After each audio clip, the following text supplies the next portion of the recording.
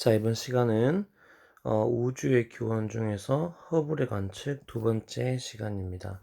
자, 지난 시간에 셰플리와 커티스가 우리 은하라는 게 이제 여러 가지 별들이 많이 포함된 은하가 있는데, 우리 은하가 그 안에 있는 성운들이 이제 우리 은하가 이 당시에 이제 은하수 등을 유추하면서 우리 은하의 모양들이 대충 알려진 상태에서 어, 안드로메다 성운이라고 불리는 게 우리 은하 안에 있는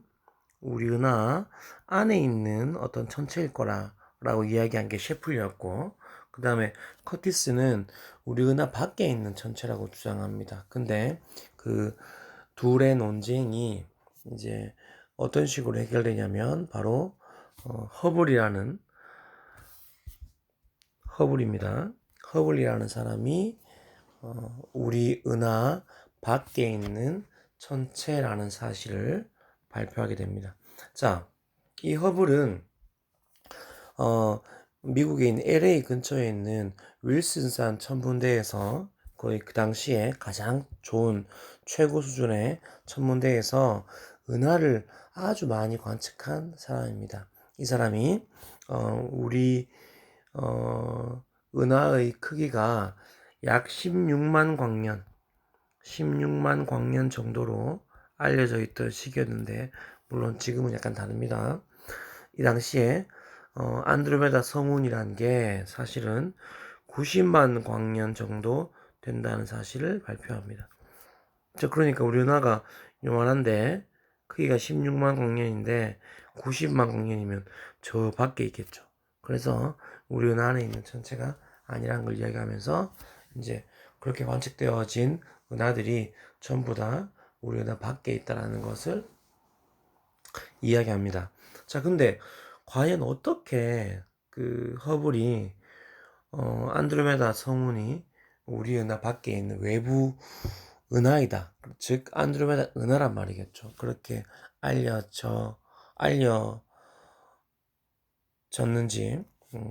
한번 보겠습니다. 바로 이 사진은 또 유명한 사진인데 누군지 알겠나요? 바로 아인슈타인입니다. 허블이고 유명한 사진인데, 아인슈타인은 정적 우주를 주장했죠. 근데 허블은 이제 또 우주가 점점점 커지고 있다라는 사실을 이야기합니다.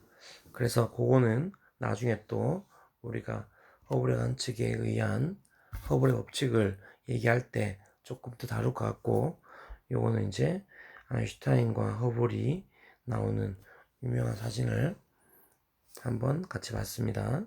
자, 이게 바로 안드로메다 은하이고, 그 당시에는 안드로메다 성운이라고 불렸던 거죠. 자, 요 안에서 과연 어떻게 거리를 구했는지 정확히 한번 알아보겠습니다. 이분은 유명한 리비트라는 분입니다. 이분은, 자, 여기 보면은 그림이 있죠. 예전에는 사진을 찍어서 별의 밝기 같은 것들을 알아냅니다. 그래서 우리가 사진 건판이라고 하는데, 망원경을 통해서 카메라를 대는데 지금처럼 이미지를 디지털로 하는 게 아니라, 우리가 이전에 여러분들 알고 있는 필름 카메라 알고 있죠? 그 필름 카메라로 건판으로 이렇게 별을 찍습니다. 요거는 지금 다른 예인데 명왕성을 찾는 뭐 그런 건판입니다. 여기 잘 안 보이지만 여기서부터 이렇게 이동되어 온 명왕성을 찾는 건판인데, 이것처럼 건판에 있는 별들을 건판을 통해서 밝기를 이제 비교하다가 변광성이라는 존재를 알게 됩니다. 무슨 말이냐면, 별이 밝기가 밝아졌다가 어두워졌다가를 반복하는 별들이 있습니다. 그 주기가 수일에서 길게는 뭐 한 50일까지 되는 변광성의 밝기가 이런 건판으로도 사람의 이제 눈으로 봐도 밝기가 다른 별들은 고정되어 있는데 특정 몇 개의 별들은 밝기가 이렇게 변화하는 것을 알게 됩니다. 그래서 이 리비트라는 과학자가 이렇게 맥동 변광성의 맥동을 연구하게 됩니다. 그래서 이 그림 보면 아까 전에 있던 이 건판에서 하나의 별의 밝기가 이런 식으로 밝아졌다가 어두워졌다가 또 밝아지는 것들이 반복된다는 것을 알게 되고, 이런 것들을 잘 연구해 보면서 한 가지 엄청난 사실을 알게 됩니다. 이게 뭐냐면, 자, 여기 볼게요.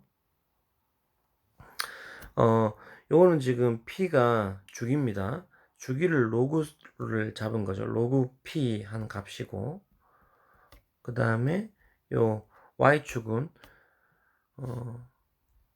절대 등급입니다. 절대 등급입니다. 그래서 자, 주기가 로그 P한 값이 클수록 절대 등급이 크다라는 사실을 알게 됩니다. 절대 등급이 뭐냐면 어떤 별이 있을 때 밝기는 다 다르죠. 밝기가 다른데 그 밝기 다른 이유가 첫 번째는 뭐냐? 거리가 멀면 어둡겠죠. 또는 실제로 어두운 별이면 역시나 어둡습니다. 그래서 이 어떤 별이 밝기가 어둡게 관측되면 이게 거리가 멀어서 어두운지 또는 실제로 어두운 별인지를 알 수가 없습니다. 우리가 아까 봤던 건판에서 별이 하나 나오면 여기서 자, 요 별 하나 볼까요? 요 별 1번 별이라 할게요. 요 별은 2번 별이라 하겠습니다. 그러면 1번과 2번이 있으면 1번이 2번보다 어두운 게 실제로 더 멀리 있어서 어두운지 또는 원래 2번 별보다 똑같은 거리에 있어도 2번 별보다 더 어둡게 보이는 별인지, 그러니까 어두운 별인지 거리가 멀어서 어둡게 보이는지를 알 수 없습니다. 그래서 우리는 절대 등급이라고 하는 10파섹일 때 거리가 10파섹, 우리가 이제 별의 거리를 알 수 있는 별의 어떤 최대한 거리가 약 100파섹입니다. 1파섹이란 말은 무슨 말이냐면 별의 거리를 우리가 측정하는 기준이 되는 이제 거리를 1파섹이라고 합니다. 아주 먼 거리입니다. 이게 우리 태양과 지구로부터의 거리의 약 20만 배, 20만 6265배인 거리가 1파섹인데 이 1파섹부터 약 100파섹까지 별이 있으면 그 별들은 우리가 거리도 이제 연주시차라는 걸 통해서 알 수 있게 됩니다. 자, 그래서 이제 그렇게 거리까지 아는 별들이 한 100파섹 되는데 그 중에서 10파섹에 두었을 때에 우리한테 얼마로 이제 몇 등급으로 측정될지를 우리가 다 계산해 놓은 게 절대 등급입니다. 그래서 우리가 주기를 로그 잡고 그 다음에 절대 등급을 이제 알아낸 것들을 이렇게 비교해 보니까 희한하게도 로그 P 값이 클수록 절대 등급이 밝다는 걸 알게 됩니다. 자, 이게 무슨 말이냐면 안드로메다 안에 있는 별을 보면 이렇게 주기가 실제로 이게 주기가 실제 밝기는 모릅니다. 하지만 주기를 측정할 수 있게 됩니다. 주기를. 그러면 주기를 측정했다는 말은 무슨 말일까요? 로그 P 값을 알 수 있습니다. 실제로 그 별이 얼마나 어두운지, 밝은지, 멀어서 어두운지, 실제로 어두운 별인지 모르죠. 하지만 로그 P 값을 알면 이렇게 된 겁니다. 로그 P가 1.5라면 그 별의 절대 등급을 알 수가 있습니다.